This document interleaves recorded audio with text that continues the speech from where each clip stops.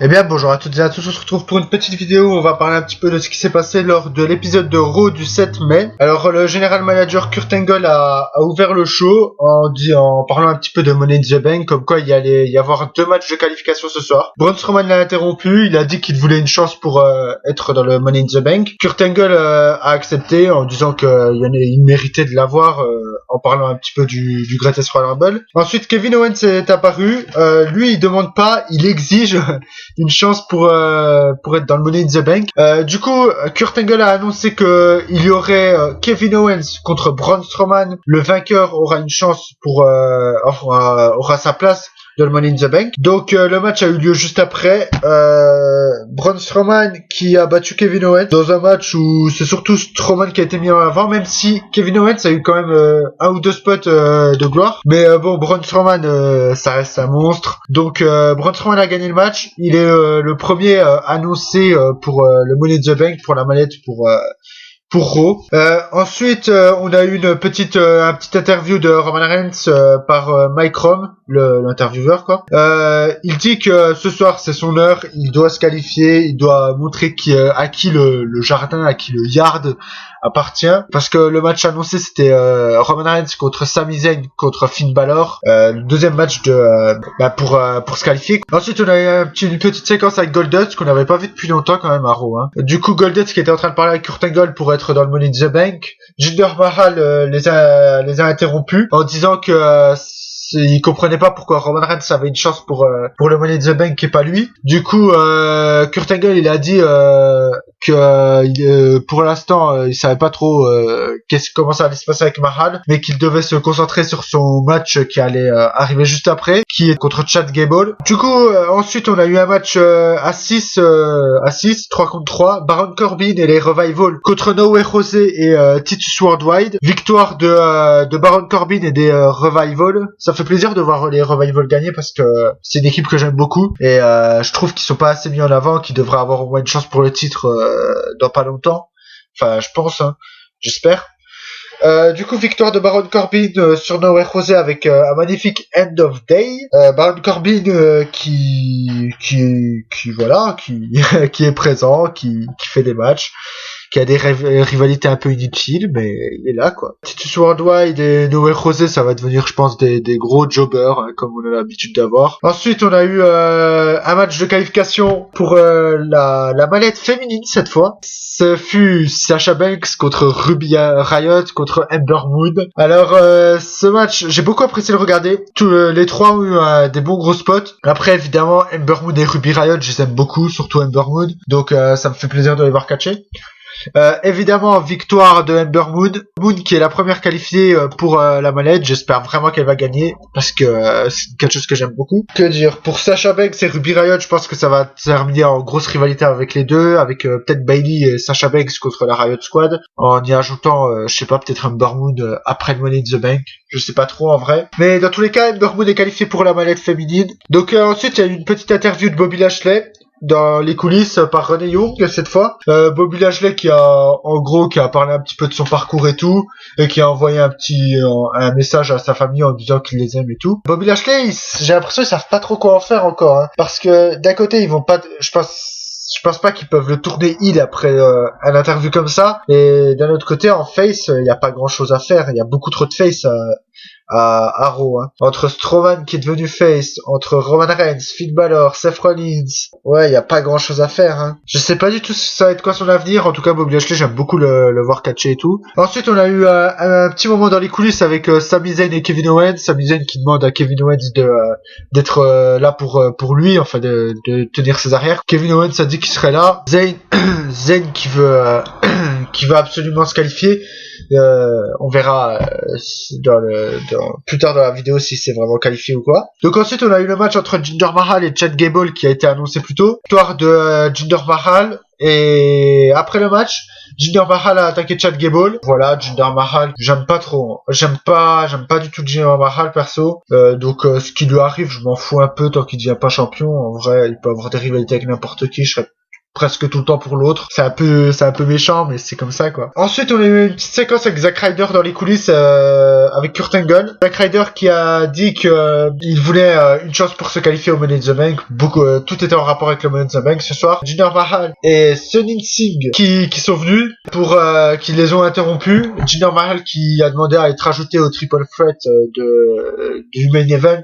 Évidemment, Kurt Angle a refusé. Jinder Mahal est parti. Ensuite, on a eu un match par équipe entre la nouvelle équipe Dolph Ziggler et Drew McIntyre qui ont affronté Heath Slater et Rhino. Alors victoire évidemment de Dolph Ziggler et Drew McIntyre. Ça c'est une équipe que je veux voir championne. Même si, comme je l'ai dit plus dans une autre vidéo, je préférerais qu'ils soient comme une alliance. Genre s'il y en a un qui a des problèmes, l'autre il est là pour l'aider et pas en équipe. C'est deux catcheurs que j'aime beaucoup. Donc surtout Drew McIntyre. Donc les voir en équipe, ça me dérange un peu, mais pas de là à les détester ou quoi. Donc ouais, les voir champions ou qu'ils soient même champions solo ou quoi. Genre une petite rivalité, genre ouais, Drew McIntyre, Seth Rollins, c'est quand même stylé, non? Bon, je pense qu'ils vont plus se diriger vers les titres par équipe. Mais dans tous les cas, je les supporte parce que j'aime beaucoup les deux catcheurs individuellement. En équipe, j'aime beaucoup le combo du Claymore avec le zigzag. Mais voilà. Donc ce soir, Dolph Ziggler et Drew McIntyre ont battu Heath Slater et Rhino. Ensuite, on a eu une petite séquence dans le ring avec Elias qui parle de ce qui s'est passé hier à Backlash. Comme quoi, il s'est fait attaquer par Bobby Roode. Après, s'être fait interrompu par Noé Rosé, par Titus Worldwide, par les New Day. Et par Rusev, et tout le public a scandé Rusev Day, c'était impressionnant. Mais du coup, il y a eu un match entre Bobby Roode et Elias. Bobby Roode a gagné contre Elias. C'est sa première victoire en solo du moins, depuis qu'il est à Raw, je crois. Hein. Ouais, parce qu'il a eu un match 5 contre 5, sinon tout le reste c'était en solo contre Elias, il a perdu. Ouais, je crois que c'est sa première victoire. Donc Bobby Roode a gagné contre Elias. Je pense que ça va être la fin de la rivalité parce qu'elle mène un peu à rien, quoi. Je pense Bobby Roode va peut-être faire un heel turn et partir vers le titre intercontinental. Je trouverais ça stylé perso. Ensuite, on a eu une entrée de Seth Rollins, le champion intercontinental, qui dit qu'il est content d'être là, qu'il veut être un champion un fighting champion. Comment on peut dire ça en français? Un champion combattant, un champion toujours prêt au combat. Ouais, un champion prêt au combat qui peut se battre quand il peut. Ouais, je pense qu'on peut dire ça comme ça. Du coup, il a lancé un Open Challenge. Mojo Rawley est arrivé. Bon, Mojo Rawley, je l'aimais beaucoup quand il était avec les High Bro, avec Zack Ryder. En solo, en heel, je trouve pas ça dingue, quoi. Du coup, il répond au défi de Seth. Seth Rollins, évidemment, a gagné contre Mojo Rawley. C'est pas impressionnant. Mojo Rawley, qui est pas, de ce que j'ai pu voir sur internet ou quoi, il est pas super apprécié, quoi. C'est vrai que son in-ring est très limité, mais faut le comprendre aussi. De base, c'est pas un catcheur, c'est un footballeur américain. Enfin, c'est un joueur de football américain. Donc, il faut qu'il ait sa petite phase de transition avec le catch. Du coup, en coulisses, on a eu une séquence avec Bodelas et Curtis Axel, qui disent en gros qu'ils sont là pour montrer de quoi ils sont capables. Du coup, ils ont affronté les champions par équipe. Matt Hardy, Woken Matt Hardy et Bray Wyatt. Victoire, évidemment, des champions par équipe. Matt Hardy et Bray Wyatt. Grâce à un double Sister Abigail. C'était assez stylé. Voilà, que dire de plus, il n'y a pas grand chose à dire, hein. C'était une victoire évidente. C'était, je pense, pour montrer la nouvelle prise de finition des deux. Mais dans tous les cas, Woken Matt Hardy et Bray Wyatt, je pense qu'ils vont rester champions au moins jusqu'à SummerSlam. Et à SummerSlam, le match que j'aimerais bien voir, moi, c'est Revival. Woken Matt Hardy, et Bray Wyatt. Et Drew McIntyre et Dolph Ziggler. Un triple threat par équipe. Table match. Ouais, un match à table, ce serait stylé.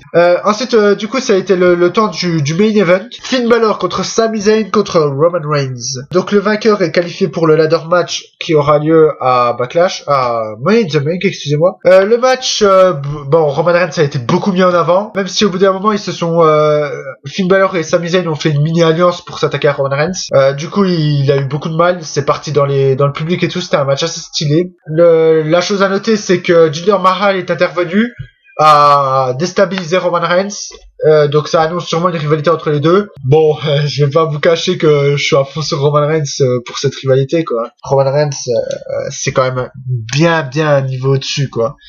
Jinder Mahal, faut arrêter un peu avec lui, quoi. En jobber, il était bien mieux, quoi. Bref, le match s'est fini par une victoire de Finn Balor avec sur Sami Zayn. Qu'est-ce que ça annonce pour la suite? Finn Balor est qualifié, du coup. Peut-être que ça, moi, ce que je vois bien, c'est que peut-être d'ici une semaine ou 2 semaines, Sami Zayn et Kevin Owens qui s'affrontent pour décider la match de la place pour le Money in the Bank. Et genre celui-là qui gagne, je pense que ce sera Sami Zayn qui gagnera. Quand une trahison de Kevin Owens au Money in the Bank, ce serait stylé. Parce que je vous avoue que j'aime pas trop l'équipe en vrai.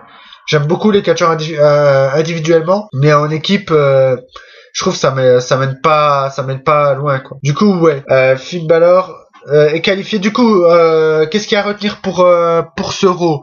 Finn Balor, Braun Strowman et Ember Moon sont qualifiés pour le Money in the Bank. Nouvelle prise de finition pour Bray Wyatt et Woken Matardi. Début de rivalité entre Roman Reigns et Jinder Mahal. Puis je pense que c'est tout, hein. Je crois que j'ai fait le tour de tout ce qui s'est passé. Je pense que ouais.